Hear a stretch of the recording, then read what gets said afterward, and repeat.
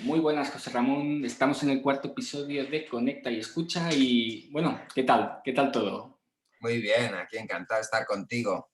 Muy bien. Explícanos antes de nada quién eres, qué haces, qué te dedicas.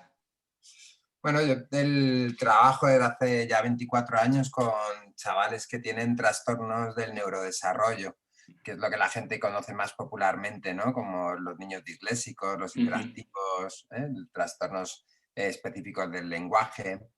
Y un gran desconocido que todavía conocemos muy poquito en general, que es el trastorno de aprendizaje no verbal, ¿no? Y estas son las cuatro patologías a las que yo dedico mi tiempo, fundamentalmente porque, por desgracia, es muy habitual que aparezcan lo que llamamos comórbidas, es decir, que aparezcan en una misma persona varias de estas patologías, ¿no? Y por eso se dio esta confluencia de que me especializaran las cuatro, pues porque tenía chavales que presentaban no una ni dos, sino que a veces incluso tres de ellas. Desde Y ella. por otro lado, pues nos dedicamos mucho a trabajar con conducta, porque bueno, pues al final nuestros niños con hiperactividad pues cursan mucho con alteraciones del comportamiento y es Claro, un poco el foco principal de actividad claro. profesional que tengo. Perfecto, porque tú eres neuropsicólogo, ¿no? Bueno, yo hice un máster en neuropsicología infantil. Vale. Precisamente porque entendía que para ser terapeuta había que saber, ¿no? Y comprender cómo era el funcionamiento del cerebro si realmente queríamos hacer trajes a la medida, ¿no? Si no queríamos ser simplemente replicadores de modelos terapéuticos, sino tener la capacidad de tener un sentido crítico a Ujú. la hora de actuar con los chavales. Perfecto, perfecto. Y explícanos un poco, ¿qué diferencias o similitudes también hay entre el cerebro de personas que quizás tienen estos trastornos de neurodesarrollo y personas neurotípicas, ¿no? ¿Qué se dice? ¿Qué diferencias hay? Bueno, desde el punto de vista neuroanatómico, ninguna. Es decir, Ujú. no se encuentra en ninguna alteración desde el punto de vista neuroanatómico. Estamos hablando de cosas que son relativamente difusas en el sentido que hablamos de disfunciones, de fallos funcionales. Entonces, pues nos encontramos sobre todo cuando vemos el cerebro in vivo, Ujú. pues que la manera de responder de estos cerebros ante estímulos, pues por ejemplo un disléxico, pues podemos observar que cuando está ante una tarea de lectura respecto a un cerebro normolector, pues se activan regiones diferentes de su cerebro donde asumen protagonismo en la tarea lectora regiones que a priori en el normolector no se No están está. activando, ¿no? Entonces lo que vemos fundamentalmente son alteraciones funcionales en muchos casos y en otros casos neuroquímicas. Es decir, que en otros casos lo que está provocando esto que llamamos trastornos del neurodesarrollo, pues son atipicidades en cómo debiera ser la entropía neuroquímica que te encontraríamos en un cerebro normativo. Por Normal. ejemplo, observamos en los niños con trastorno por déficit de atención con hiperactividad una clara tipicidad en la manera de liberarse la hormona dopamina en su región del lóbulo frontal. Y entonces, donde en cualquier persona pues un efecto de excitación implicaría una sobrecarga de la hormona en esta región y por lo tanto un empeoramiento pues, de su control emocional o del control de impulsos y tal, o el defecto, ¿no? Es decir, una carga especialmente baja de la hormona, como ocurriría con una depresión o con una Ujú. alteración grave de sueño, que también afectaría a un normotípico, ¿no? A nivel ejecutivo, a nivel de concentración, de fallos de memoria de trabajo, de control emocional. Sin embargo, los niños con TDAH, sin que haya un acontecimiento detonante que justificara esa acción neurofuncional, pues en ellos se da esta tipicidad, ¿no? de una carga excesiva o un defecto en la carga y otras peculiaridades pues, que podemos observar, como el córtex Ujú. prefrontal es más finito en los niños que tienen TDAH y eso se asocia a un factor de inmadurez, ¿no? Es decir, que Ujú. el espesor cortical es uno de los indicadores que vendría a estar relacionado para la gente que de esto no está habituada, ¿no? Ujú. Estaríamos hablando de la aglomeración de neuronas que hay en esa región, ¿no? Del número de neuronas que hay en esa región, ¿no? Entonces, un espesor cortical más finito tiene una correlación directa con que Ujú. entendemos que esa región está más inmadura, ¿no? Entonces, fundamentalmente, Los trastornos del neurodesarrollo tienen es difuso porque no es desde el punto de vista neuroanatómico, sino que es más desde el punto de vista funcional, Funcional. de cómo se organiza un cerebro normotípico, qué regiones da protagonismo, la facilidad que tiene para identificar de forma innata esas regiones con esa tarea. Y en estas personas, pues vemos que esas regiones que debieran ser de forma innata, ¿no?, las protagonistas en un tipo de tarea, pues o actúan de forma diferente, o se activan menos, o directamente no se activan y se están activando otras que en el cerebro neurotípico no son protagonistas, ¿no? Entonces, eso es lo que vemos fundamentalmente. Y tú hablabas ahora, sobre todo, no sé si en la dislexia, la dislexia sí, en el TDAH no lo sé, hay como estrategias compensatorias que ponen en marcha el cerebro, ¿sabes? Si hay Sí. zonas, ¿sí? La dislexia, por ejemplo, hay una que es muy típica, parece ser, y esto todavía no está muy consolidado, pero ya hay estudios al respecto, ¿no? Hay un tipo de memoria que es una memoria secuencial de carácter lingüístico que es muy protagonista, entre otras funciones, porque el cerebro no solo se asumen las tareas desde una única función, sino que es en Claro. colaboración con otras muchas, ¿no? Pero que parece que es muy protagonista esta memoria, por ejemplo, en el recuerdo y poder memorizar los días de la semana, los meses del año, y aunque parezca peculiar, en las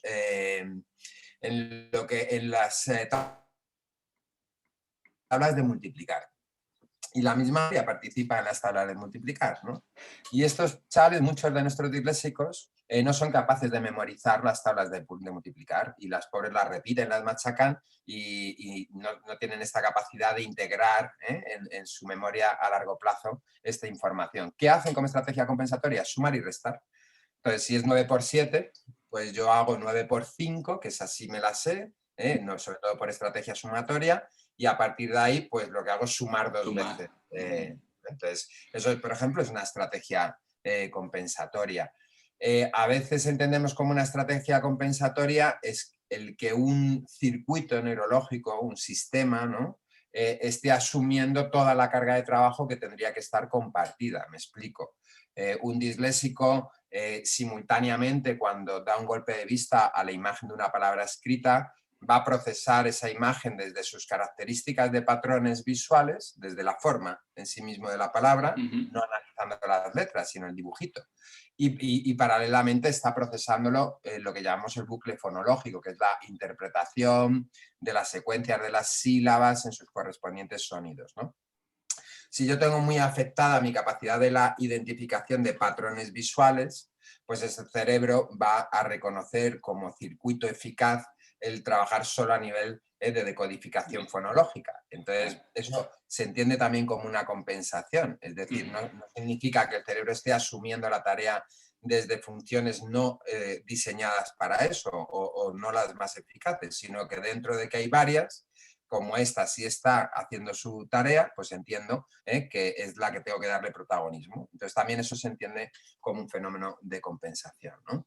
Perfecto. Y ¿cómo podríamos, claro, no sé, sobre todo en el TDAH, la dislexia yo creo que no tiene tanto debate, ¿no? Pero el origen de estos trastornos del neurodesarrollo es factor ambiental, genético, ¿no? Siempre se dice, no, el TDAH no existe.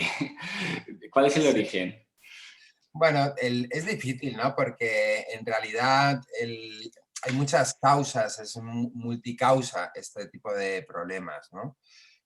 Hay teorías que nos hablan que esto que hoy entendemos como una disfuncionalidad, ¿no?, esta dificultad para inhibir rápidamente las respuestas, ¿no?, o de regulación emocional o de conseguir controlar conscientemente los dispositivos de atención, esto que llama la gente concentrarse y tal.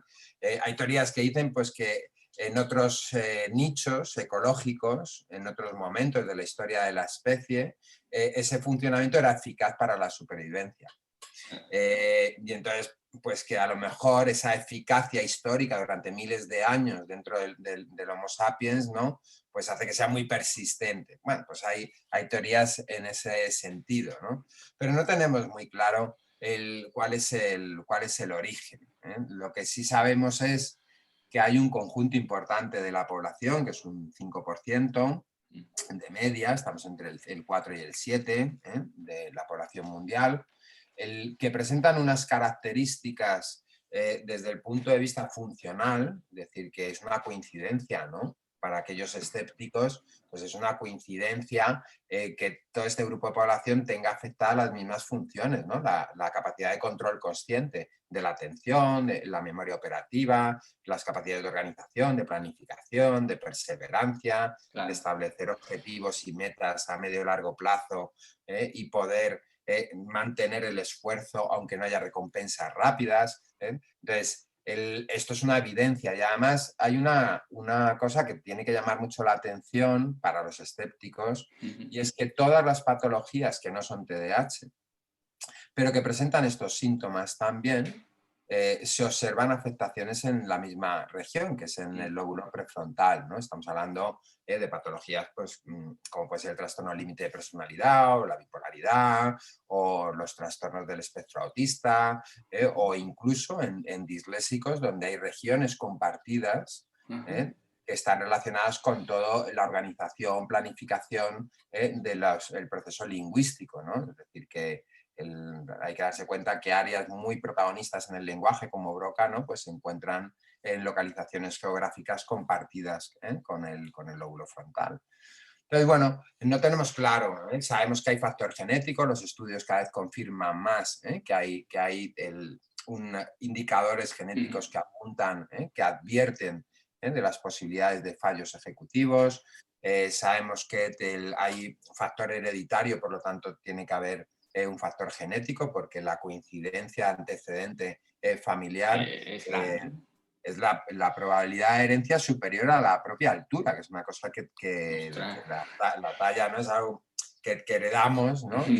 Y el TDAH es una cosa que parece ser que tienes más probabilidad de heredar un De TDAH si lo has verdad. tenido en la línea familiar. Entonces, bueno, no, yo creo que no es tan relevante el buscar el origen como Ujú. entender que está ahí, y luego entender que la repercusión actualmente es mayor que en otros momentos de la historia, ¿no? Es decir, yo lo explico siempre, mi generación veníamos del cole, soltábamos la mochila y nos íbamos a la calle a Ah, jugar. es verdad.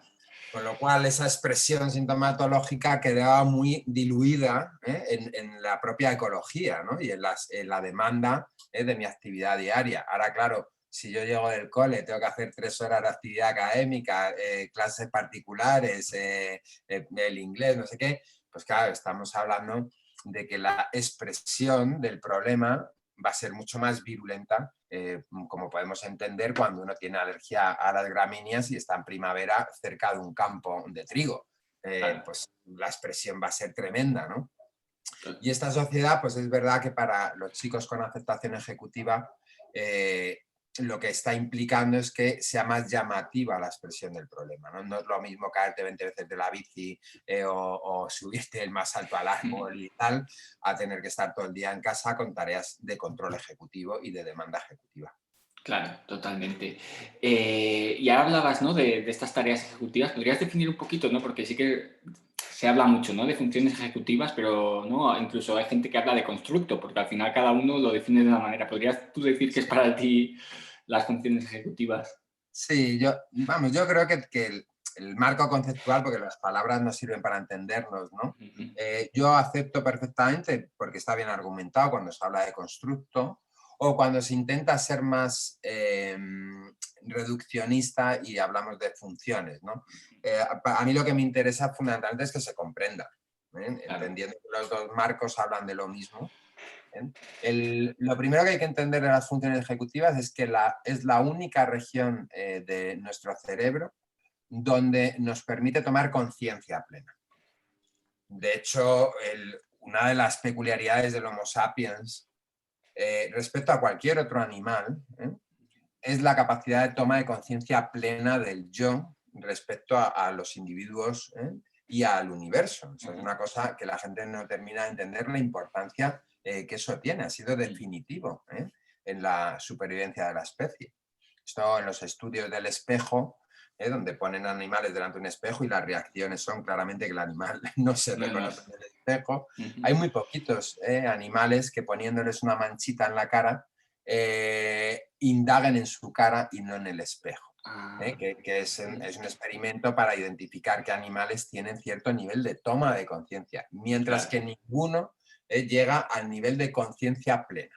Esto es lo primero que hay que entender de las funciones ejecutivas. Es el órgano que permite al ser humano algo que nos define como especie, que es la capacidad de la conciencia plena. Entendiendo esto, claro, son las funciones que nos están permitiendo tomar conciencia. ¿Y de qué tomo conciencia? Pues me permite tomar conciencia de mis emociones. La producción emocional se produce a nivel inconsciente, no tenemos control consciente. Cuando tú eres consciente de que te sientes triste o de que te estás enfadando, es porque estas funciones toman control sobre esa percepción. Y entonces al tomar control, lo que hacen es ponerla a nivel consciente. Tomo conciencia de ellas. Y es lo que en realidad es este constructo o este conjunto de funciones.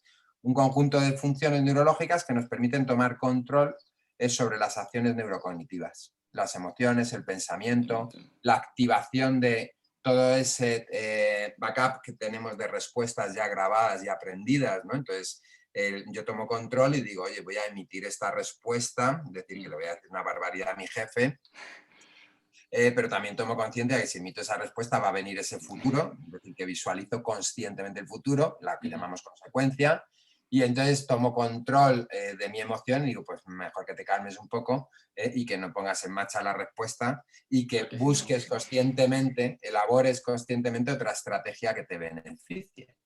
Es decir, ahí es nada, ¿no? Entonces, cuando se va en el otro marco de intentar definirlas, ¿no? Y de encasillarlas, no tanto como constructos, sino intentando pues, dividirlas, pues estamos hablando de la toma de control consciente de la atención, es lo que la gente llama concentración, porque la atención son dispositivos neurofuncionales que no tienen control consciente. La gente pone la atención en las cosas que por alguna razón no secuestran la atención. Y la atención ejecutiva, que se llama, es esto, es tomar control consciente de los dispositivos de atención y poderlos dirigir controlados de forma consciente donde yo quiero, no donde las cosas me llaman, sino donde yo quiero ir. Pues mira, aquí hay un matiz, porque sí que es verdad que no habla todo el mundo de atención, pero claro, no es lo que tú dices, ¿no? La atención es como más inconsciente, al final es la atención ejecutiva la que ¿no? Dices, vale, voy a focalizar la atención aquí de verdad. Claro, por eso es muy lícito cuando el marco semántico es constructo. Claro. Porque al final esto no es que estés hablando de un dispositivo específico de atención, ¿vale? Estás hablando de un dispositivo que permite tomar control de los dispositivos de atención. Vale. Y es como si yo tengo un foco en un faro que está descontrolado, ¿no? Y de repente llega un tío, lo coge y toma el control de hacia dónde va, dónde se dirige esa luz, ¿no? Sí. Entonces, es lo que nos permite, que es muy interesante, porque nos permite la visualización del futuro a nivel consciente. Y esto ha sido una de las grandes herramientas para la supervivencia del ser humano, ¿no? Es decir, lo que nos ha diferenciado respecto al resto de animales y por lo tanto estamos donde estamos en la cadena trófica, ha sido la capacidad de visualizar el futuro. Es decir, que un cerebro de repente viera una piedra y fuera capaz de imaginar una forma en esa piedra que me permitía hacer una flecha o un hacha. Esto que puede parecer una auténtica estupidez, No. sin embargo, ha sido definitivo y determinante para el progreso de la especie, ¿no? Entonces, eso lo hace la función ejecutiva, la capacidad de visualizar el futuro. No solamente visualiza el futuro, sino que visualiza aquellas acciones que me pueden llevar al futuro. Es decir, que no solamente visualizo que esa piedra podría tener esta forma, sino que visualizo qué acciones pueden llevarme a conseguir que tenga esa forma que yo veo en el futuro. Es decir, que eso es lo que la gente entiende como la proyección de objetivos a medio y largo plazo y la elaboración de organización y planificación y elaboración de estrategias para la consecución del objetivo. Ahí en nada. Ya, no. Solo lo tienen los Homo sapiens. De hecho, cuando se analiza la cultura neandertal, llamó mucho la atención que durante miles de años los neandertales mantenían la misma cultura, es decir, hacían las mismas herramientas. Un neandertal de hacía 3.000 años antes hacía las mismas herramientas que un neandertal de 3.000 años después. Es decir, fíjate la limitación que eso generaba, ¿no? Y los otros podían visualizar el futuro, imaginarlo, y ahí hay una parte muy importante del pensamiento creativo consciente. Entonces, ¿qué es lo que realmente nos moviliza? Por lo tanto, están todas las funciones de elaboración de objetivos conscientes, dirección y control comportamental, elaboración y organización de planes de acción, elaboración de estrategias, la capacidad de inhibirme, porque claro, es muy importante cuando yo voy a saltar un resorte, ¿no? Un mecanismo, si de repente noto una serpiente que está ya al lado de mi tobillo, pues la conducta aprendida es salta o quítate de aquí corriendo. Claro. Pero si yo que soy tu guía y soy experto, te digo, oye, ni te muevas porque las serpientes responden al movimiento, y entonces, aunque a ti te asuste, pero si la ves que está cerca, pero tú no te mueves, su cerebro no se va a sentir amenazado, con lo cual te rodeará o te indagará con la lengüita, pero Y no te luego va a se hacer irá. nada porque el Ujú. volumen que tienes la indica que tú no eres para comer. Eso, ¿qué pasa? Que cuando yo estoy y de repente me sorprende que tengo la serpiente cascabel al lado del tobillo, el primer mecanismo de respuesta automático es saltar o salir corriendo. Pero si tomo conciencia de lo que me ha dicho mi guía, de la Claro. instrucción que me ha dado, y me soy capaz de hablar dentro de la cabeza, soy capaz de hablarme, decirme, oye, que me dijo que me quedara quieto, que estas no responden si no hay movimiento. Bueno, pues todo eso, dentro de ese constructo, hay una capacidad, una función que es podernos hablar dentro de la cabeza conscientemente. Eso lo llaman memoria operativa, Qué que interesante. es la memoria en la que tú tomas conciencia de la información y conciencia del diálogo que tú haces con la información. Es decir, que es algo también específico del ser humano. Claro, es que hablas así, parece todo tan complejo, ¿sabes? Y lo hacemos tan rápido, es tan complejo y tan automático a veces. Bueno, automático, Sí, porque es consciente, ¿no? Quiero decir, pero a veces no nos damos cuenta y lo hablas así y dices, ostras, qué complejo, ¿no? sí, fíjate, es algo que todavía no se termina de entender. Es decir, están todos como locos investigando, porque sabemos cuál es el producto final de estas acciones, porque las vemos, son evidentes, entonces por observación tú ves ese producto final, pero sin embargo no sabemos cómo ocurre a nivel funcional esto en el cerebro. Y luego ha permitido otra cosa que ha sido determinante también como especie y también para el progreso de la especie, que la función ejecutiva es determinante para el lenguaje. Es decir, las grandes áreas implicadas en procesamiento lingüístico están en zonas frontales. Ujú. Sabemos que es la parte y el constructo funcional que ha dado lugar a la capacidad del pensamiento abstracto y el pensamiento simbólico. Es decir, que antes de que emergiera en la evolución de los cerebros de los homos esta parte, ¿no? Nuestro lóbulo frontal, no había capacidad de pensamiento simbólico. Y en el momento que emerge el lóbulo frontal, ¿no? y el córtex prefrontal, se dispara el pensamiento simbólico, donde pues ya estamos hablando de otra dimensión. Esa es la gran diferencia entre el resto de homos y el Homo Y el sapiens, ¿no? Homo sapiens. Qué interesante. Entonces, fíjate, el lóbulo frontal es la bomba, ¿no? Es Es la la primera, clave. la gran revolución cognitiva fue el lóbulo frontal, que no sabemos si se desarrolló por el nicho ecológico, es decir, por la complejidad de las relaciones, que cada vez eran grupos más amplios, o si Claro. fue al revés, si cada vez convivir con grupos más amplios provocó la necesidad de estas funciones, esto no se termina de saber, No sé. pero al final es algo muy relevante porque es lo que define realmente al cerebro de un ser humano como ser humano. Qué interesante, José Ramón. Entonces, ya hablando, introduciéndonos, ¿no? en el TDAH, digamos que estas funciones ejecutivas pueden estar afectadas en las personas con TDAH. Sí, en TDAH lo que se produce es eh, un circuito alterado.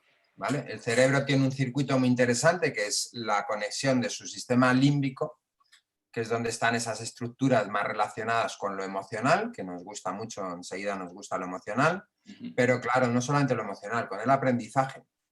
Es decir, que la gente no termina de entender que estas regiones relacionadas con lo emocional son áreas de integración de información. Entonces, es muy importante. En el cerebro, las áreas más que entendemos como más importantes son regiones de integración, donde se procesa información desde otras regiones es un proceso de información como más específica, más especializada, pero que no tendría sentido si esa información que me manda mi topógrafo y luego necesito la información que me manda el geólogo y luego la información que me manda, no sé, si yo no cogiera toda esa información que está especializada y la pasara al arquitecto, que es el área de integración, el que va a integrar todos esos datos para entender cómo tiene que construir esa casa, pues tendría muy poco valor. Entonces, en el sistema límbico hay áreas de integración como el hipocampo relativo a la memoria, cosas muy importantes en procesos de aprendizaje también.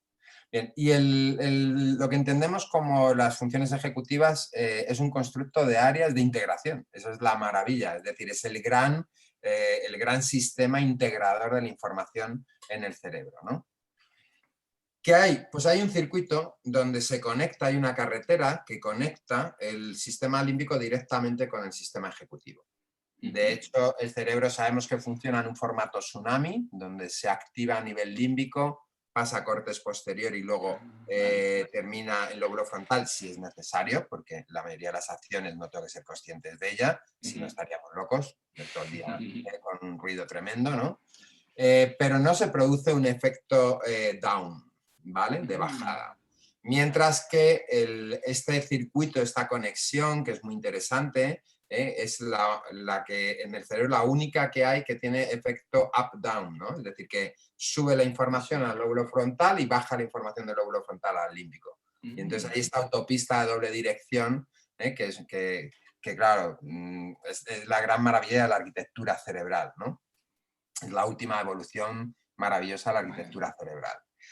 Y esto, los niños con TDAH, pensábamos antes que todo se basaba en un problema de cortes prefrontal, es donde está localizado este conjunto de redes neurales, donde está este constructo que entendemos como función ejecutiva, y entonces se buscaba el análisis siempre desde ahí, ¿no? De una afectación ahí. Buscaban, oye, son niños que rinden a nivel ejecutivo, de organización, de control de impulsos, de capacidad de autonomía, tal, como esperaríamos en personas cronológicamente 2-3 años más jóvenes. Y de repente empieza a haber un hallazgo donde empiezan a descubrir que las personas con diferentes afectaciones ejecutivas tienen un espesor cortical en la región más finito, con lo cual hay menos aglomeración neural, con lo cual se entiende que es más inmaduro. Y la correlación a nivel de espesor cortical pues correspondía con lo que se veía por observación, 2-3 años por detrás de lo que se espera por edad. O sea que hay un efecto de retraso en la maduración de la región. Eso por un lado. Por otro lado hay un problema de Wi-Fi, ¿no? Es decir, si entendemos la Wi-Fi para el lóbulo frontal como la hormona dopamina, principalmente, también otras, pero es fundamentalmente la hormona dopamina, se produce este fenómeno paradigmático que el exceso de la liberación de dopaminas en el córtex prefrontal o el defecto, que haya carencia, con lo cual no hay una entropía correcta, un equilibrio correcto, esto provoca, tanto el exceso como el defecto, provoca que estas funciones no operen bien y no consigan organizarse y tener un buen resultado en su colaboración. Entonces, si a ti te toca una lotería, lo mismo estás al lado del compañero de trabajo que no podéis ni ver y le plantas un beso en los morros y te bailas un tango. ¿Por qué? Pues porque estás con tal carga dopaminérgica por el enchufazo de felicidad que te ha dado, que te ha tocado la lotería, que pierdes el control inhibitorio, no tomas conciencia, no te pones... De otra manera, pues dirías, oye, este tío me voy a buscar a alguien que me caiga bien, pero no estás en ese momento, ¿no? Y el defecto, pues también provoca, o sea, que tienen un problema de esta entropía neuroquímica que no sabemos muy bien por qué ocurre, pero les ocurre y lo vemos en cerebro in vivo con las resonancias magnéticas funcionales, ¿no? De repente una sobrecarga que no viene a cuento porque no ha habido una activación emocional asociada o defecto de la carga cuando no viene a cuento porque no hay fatiga, no hay esta alteración de sueño, no está en depre, no hay tal. Y luego, por otro lado, creíamos que todo se centraba ahí, ¿no? El córtex prefrontal, esta alteración a la liberación dopaminérgica, pero cuando se ha podido empezar a estudiar la relación, el diálogo entre el límbico y el sistema ejecutivo, se han visto ya fallos a nivel de estructuras límbicas. Por ejemplo, un síntoma clásico del trastorno por déficit de atención al que se presta poca atención y sin embargo es de los que mayor repercusión generan, que más trastorno provocan, es la capacidad de perseverancia y voluntad. ¿Y por qué tienen poca perseverancia y voluntad? Porque, entre otras cosas, tienen mucha dificultad en el sistema de recompensa. Que ahí hay un órgano muy protagonista que es el núcleo accumbens. Entonces, tenemos ahí un funcionamiento donde tú visualizas el futuro. ¿Vale? En esa visualización del futuro, una peculiaridad maravillosa es que no solamente visualizas el futuro, te lo imaginas, sino que tu cerebro ya empieza a activar emociones que estarían asociadas a estar en ese futuro. O sea, es la hostia. No solamente puedes visualizar el futuro, sino que te emocionas con eso. Es decir, claro, que cuando es uno como por la cuando mañana... te estás imaginando una playa, ¿no? Ay, me voy a ir de vacaciones, ay, ya estás con esa sensación de placer, ¿no? Exactamente. ¿Por qué? Porque sabemos que la proyección de la imaginación tiene el mismo valor que la propia realidad. Para el cerebro es lo mismo. O sea, el cerebro, en cómo reacciona ante la visualización que provoca nuestro pensamiento creativo, nuestra imaginación, reacciona igual que ante la propia realidad. De hecho, los estudios después del acontecimiento de las Torres Gemelas llamó mucho la atención en la alteración del recuerdo que tenían las personas sobre dónde, cómo y con quién habían vivido ese acontecimiento. Y era sorprendente porque tenían recuerdos totalmente alterados. Y llamaba mucho la atención, ¿no? Recordaban haber estado en un sitio con unas personas determinadas, haber hecho... Y había personas de contraste que decían, no, pues estuvo conmigo, o estaba en el cole, o estaba... Y entonces toda esa proyección de pensamiento creativo, por escuchar otras historias, al final es el recuerdo real que esa persona tiene. O sea, tú fíjate el valor que tiene nuestra imaginación sobre la propia realidad. O sea, que... Entonces, bueno, pues se ve, como te digo, que hay ahí problemas donde yo visualizo el futuro, soy capaz de emocionarme con lo que visualizo en el futuro y eso tiene mucha relación con la perseverancia. Porque si yo estoy haciendo un régimen y estoy en una barbacoa, la emoción del presente me dice, olvídate de todo, cógete el chorizo, ábrete una cerveza y disfruta de esto, que es lo que te está pidiendo el cuerpo, ¿no? Pero la visualización a futuro, que me han dicho que estoy muy mal yo qué sé, de colesterol, que tengo que cuidarme, que las venas, que no sé qué, y me veo bien y me veo sano y tal, esa emoción que se proyecta hacia ese futuro me permite combatir con la demanda emocional del presente. Y eso está asociado a la perseverancia. Claro. Bueno, pues se ve una activación de núcleo accumbens muy pobre en los niños con TDAH cuando hacen la visualización del futuro. Fíjate en el famoso experimento del marshmallows, ¿no? Del caramelito y aplazar la recompensa. Cuando era por observación pensábamos que el gran problema es que se les había ido de la memoria de trabajo. El archivo se había borrado de la cabeza y se habían olvidado de que si aguantaban sin comerse el caramelo les iban a dar más caramelos en un ratito. Y entonces pensamos que era simplemente un problema de que se habían distraído, habían cambiado la atención al propio caramelo, que era lo presente, y se les había olvidado. Y sin embargo, cuando se replica el estudio, pudiendo visualizar el cerebro in vivo, vemos cómo las áreas temporofrontales donde están localizadas las neuronas que están asociadas a la memoria operativa están tan activas como en el cerebro normativo en muchos casos. Es decir, que la información sigue presente. Sí, ahí está ahí la instrucción de que te va a llegar una bolsa con caramelos. ¿Qué es la diferencia frente al cerebro normativo que se ve? Pues que el núcleo accumbens está muy poco activo, mientras que el cerebro normativo consigue activarse mucho, con lo cual consigue ilusionarse mucho con la bolsa futura. Y eso le compensa la necesidad de la ilusión de comérmelo ahora. Mientras que el otro no le compensa, pájaro en mano y a muerte, ¿no? Y eso pues es muy serio porque los estudios lanzaron datos, ¿no?, respecto a la precariedad en el trabajo de las personas con aceptación ejecutiva por no poder ser perseverantes en sus formaciones. Claro, todo lo que implique en medio y largo plazo, recompensas demoradas, niveles de esfuerzo muy altos, a ellos les penalizaba mucho, ¿no? Pues tiene el tener afectaciones ejecutivas, pues yo siempre lo digo, la gente intenta ponerle un barniz amable a la cosa, y poner ejemplos de que si Einstein, de que si no sé quién, que lo tenía. Yo siempre digo, joder, Einstein tenía TEA, Iglesia y Tenía adaptación todo. ejecutiva. Digo, el cerebro más privilegiado del siglo XX resulta que era totalmente disfuncional. No es creíble, ¿no? Entonces, no es que las personas con afectación ejecutiva vayan a tener un desastre de vida, porque sí, yo siempre lo digo, es decir, bien tratado, entendiendo cuáles son sus peculiaridades, dirigiendo esas peculiaridades hacia su favor.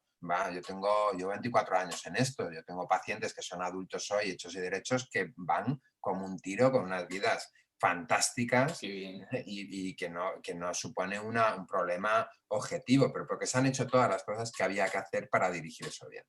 Pero aquellas personas que no tienen esa suerte, una afectación ejecutiva es una afectación en tus relaciones sociales, en tu desempeño, en tu manejo emocional, por lo tanto las decisiones que tomas y cómo las tomas y los líos que eso supone, ¿no?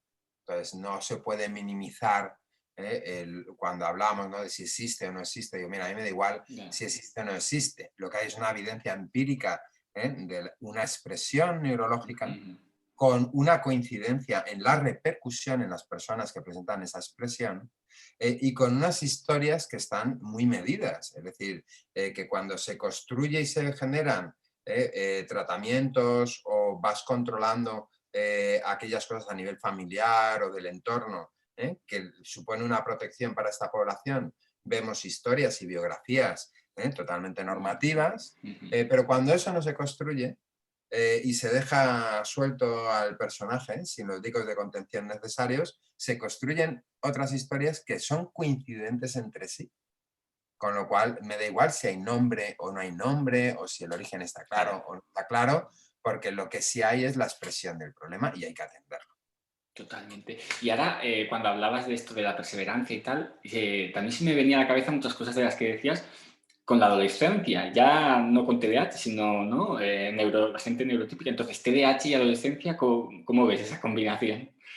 Bueno, de los hallazgos así relativamente recientes que a mí me han resultado más curiosos, ¿no? Desde el punto de vista de neurociencias, ha sido precisamente el entender lo que era la adolescencia desde el punto de vista neurológico, que siempre lo estábamos pensando más desde el constructo psicológico Claro. o desde el constructo biológico, lo cual hoy sabemos que es un error intentar separar los constructos. Es decir, tenemos que integrarlos, ¿no? Intentar parcelarlos, ¿no?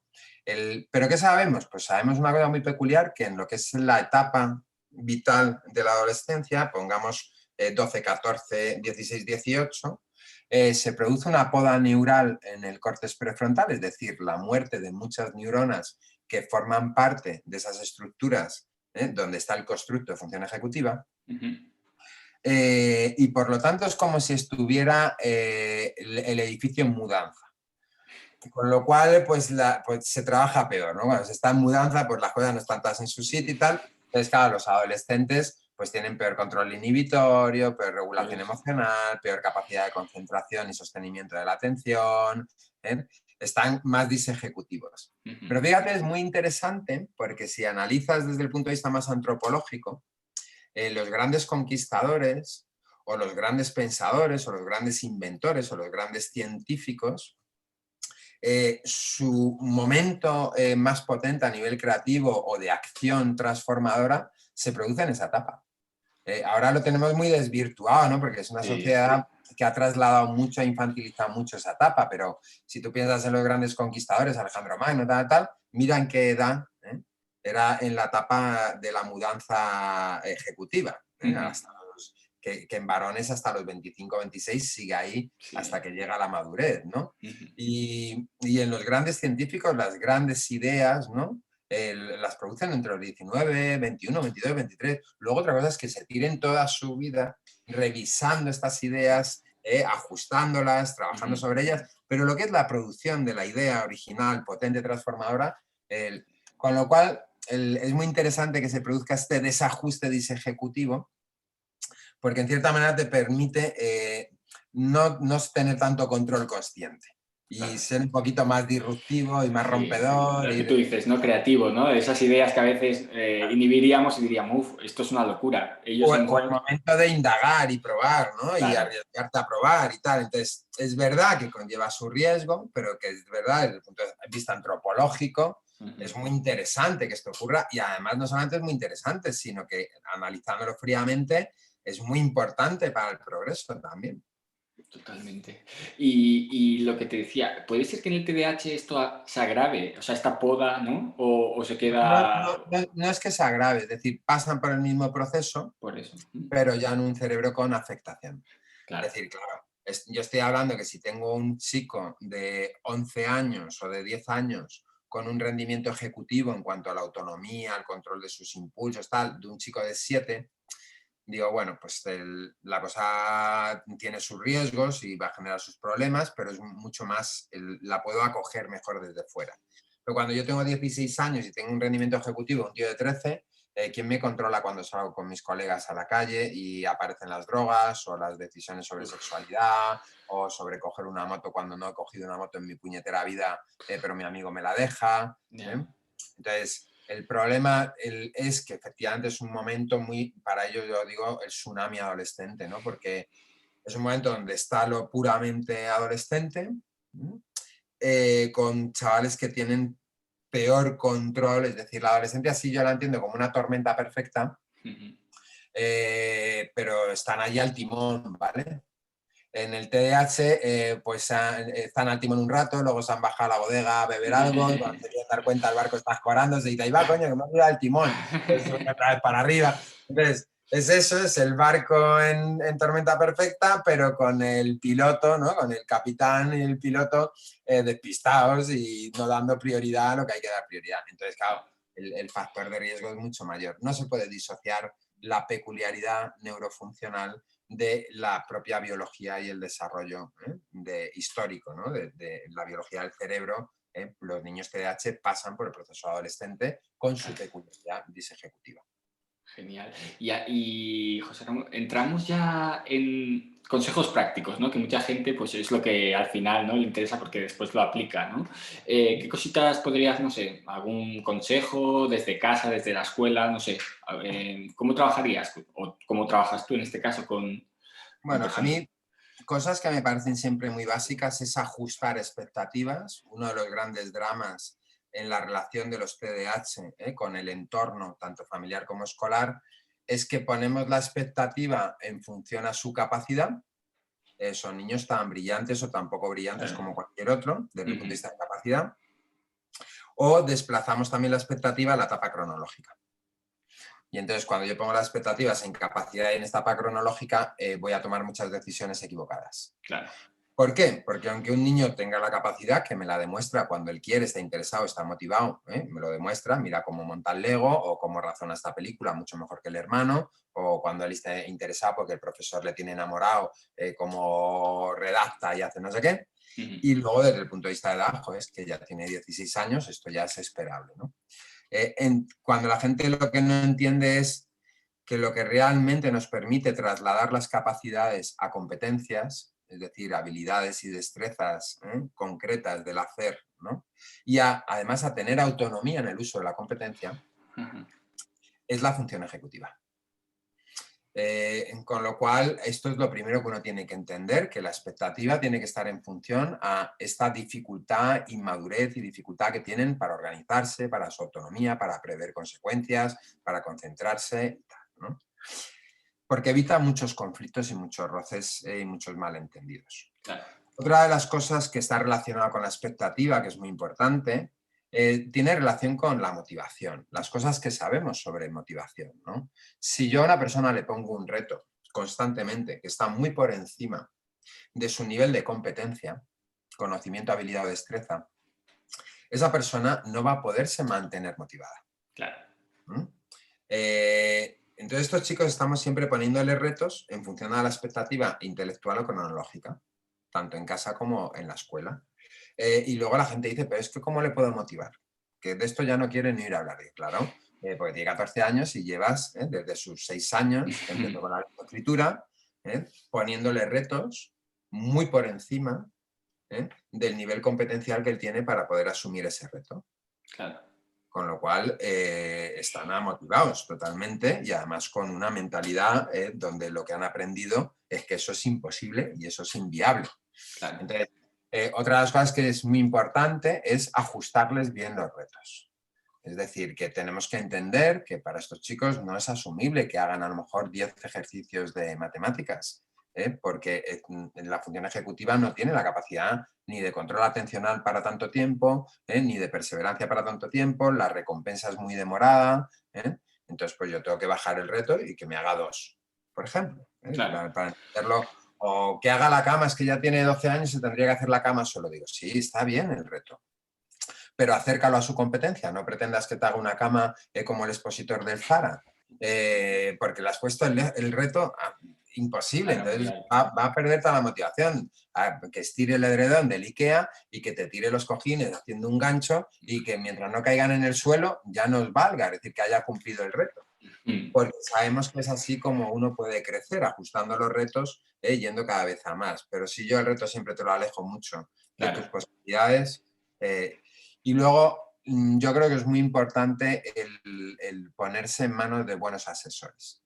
Es decir, la gestión de niños con TDAH no se puede hacer, nos guste o no, no se puede hacer desde el propio sentido común de los padres. Es decir, aquí hay afectaciones donde tienen que participar asesores, por ejemplo, hacen falta neuropediatras o psiquiatras muchas veces, psicopedagogos para atender a las peculiaridades de sus estrategias de aprendizaje y acomodar estrategias a lo que es una peculiaridad ejecutiva o psicólogos que puedan orientar y trabajar con la familia, la conducta y con los chavales el manejo emocional. Es decir, que son niños que tenemos que asumir que esta peculiaridad requiere de más cantidad de diques de contención, de más nivel de intervención y sobre todo de una orientación adecuada, porque requieren de un acompañamiento durante unos años de su vida que luego sabemos a futuro es determinante para esto que os decía antes, ¿no? de qué senda, en qué grupo de senda están ubicándose. Entonces Claro. yo siempre diría, bien con normalizar, pero siempre y cuando un experto te haya orientado y haya validado esta normalización. Es decir, no, pues yo creo que no necesita. Digo, vale, bien, lo normalizamos siempre que haya el visto bueno de alguien que sepa de esto y vea que realmente ese niño, su funcionamiento, no requiere de hacer otras cosas porque más o menos ahora. Claro, claro. Pues genial, José Ramón. Para acabar, esto ya es algo un poco... ¿Qué opinas tú de las tecnologías? ¿Vale? Porque esto yo creo que no afecta, en este caso, bueno, a nivel de eso, a toda la población infantil, adolescente, no sé, incluso a los adultos, pero en el TDAH yo creo que debe tener una implicación directa, ¿no? ¿Qué opinas tú de este tema? Sí. Vamos a ver, es muy criticable lo que yo opino a este respecto, porque creo que tenemos poca información con poco recorrido. Entonces, yo creo que el ser muy visceral a este respecto implica un cierto riesgo, ¿no? Y creo que hay que ser prudente. Si me pongo más racional, es decir, que utilizo el pensamiento racional, yo digo, me voy a los datos. ¿Qué nos están diciendo los datos? El cerebro responde ante movimiento, luz y sonido. Respuesta básica del cerebro. La mayoría de los juegos que los niños seleccionan están con una sobrecarga estimular de movimiento, luz y sonido.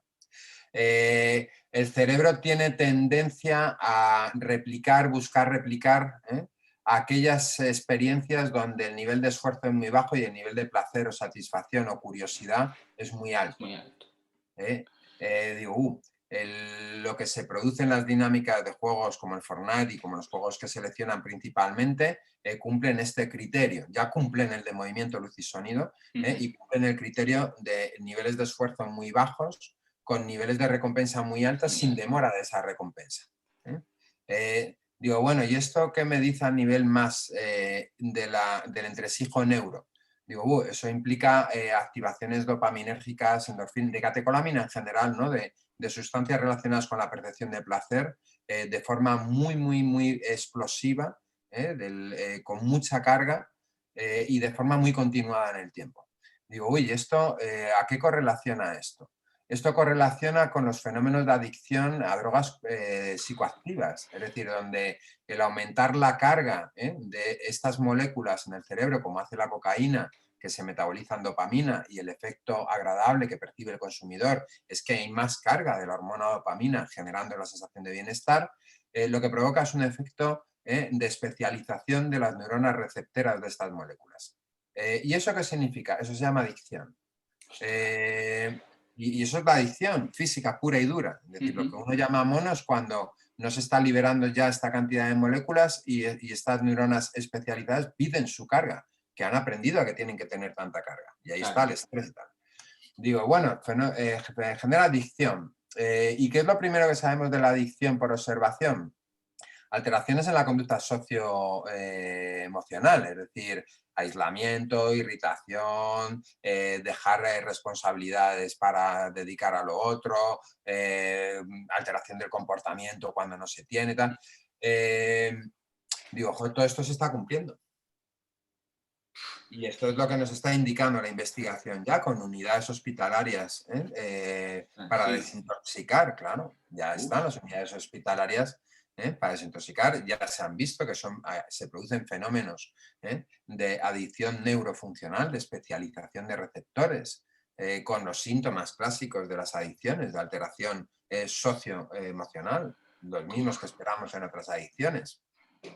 Y esto ahora me lo lleva a un cerebro donde tiene dificultad en la demora de la recompensa, donde, digo, claro, son candidatos natos, uno, a ser los primeros que se enganchen porque su cerebro va a favorecer más ese fenómeno, y dos, va en contra de encima estimular y favorecer el estimular y el que el cerebro se vea más expuesto al trabajo ejecutivo. Es decir, que esa peculiaridad le va a hacer encima funcional en un niño donde esa peculiaridad le hace muy disfuncional en lo social, en lo académico, y en ese nicho le hace muy funcional. ¿Y cómo le desengancho de ahí? Si es un entorno de satisfacción, donde tiene éxito, donde tiene recompensa social, un feedback positivo, y encima le viene de aquella manera para su peculiaridad neurológica. Insisto, creo que siendo todo muy criticable, las personas tenemos que tener la capacidad de hacer un proceso de razonamiento, es decir, pensar por nosotros mismos, pero utilizando un razonamiento lógico. Y un razonamiento lógico es, ¿dónde están los datos? Claro. ¿Qué nos dice la información fiable, que es contrastable? No las opiniones, la información contrastable nos dice esto. Si yo voy haciendo un proceso de razonamiento lógico sobre la información contrastable, me lleva a lo que os acabo de comentar. Y habiendo poco recorrido en el asunto, el recorrido que ya hay es alarmante. Asusta, sí. Y entonces, ante eso, yo prefiero darme de cabezazos por equivocarme y tomar decisiones que sean radicales respecto al uso de las pantallas en nuestro perfil de niños, a tener que darme cabezazos porque me he equivocado en la otra línea, ¿no? Es decir, entonces yo ahora soy muy radical en la orientación a los padres sobre la eliminación de la estimulación con pantallas en cerebros por debajo de 14, 15 años. Para nosotros es un factor de riesgo objetivo, con problemas graves que estamos teniendo. Ostras, pues perfecto, porque yo creo que esto siempre es un tema, ¿no?, de debate, ¿no? ¿Cuándo le compro el primer móvil, tal, no sé qué? Y incluso yo que hago terapia, pues está muy bien este discurso, ¿no? Porque es lo que tú dices, con evidencias, porque no es una cosa que sea una opinión, ¿sabes? Es algo que está ahí. O sea, que Sabemos que el consumo de hachís, marihuana o drogas psicoactivas en cerebros inmaduros tienen una repercusión devastadora respecto al mismo perfil de consumo en un cerebro adulto. ¿Por qué vamos a pensar que es diferente cuando los efectos neurológicos son igual, claro. Pues la razón, el sentido lógico me dice que esa es una apuesta en la que yo no voy a estar posicionado porque prefiero equivocarme a posicionarme aquí que al posicionarme allí. Es verdad, totalmente, José Ramón. Pues muchísimas gracias, me ha encantado la charla contigo y un placer conocerte, José Ramón. Muchas gracias a ti, y que vayan bien los podcasts y que la gente los disfrute. Seguro que sí. ¿Vale? Pues venga, José Ramón, que vaya todo muy bien. Hasta Adiós. luego. Un besito.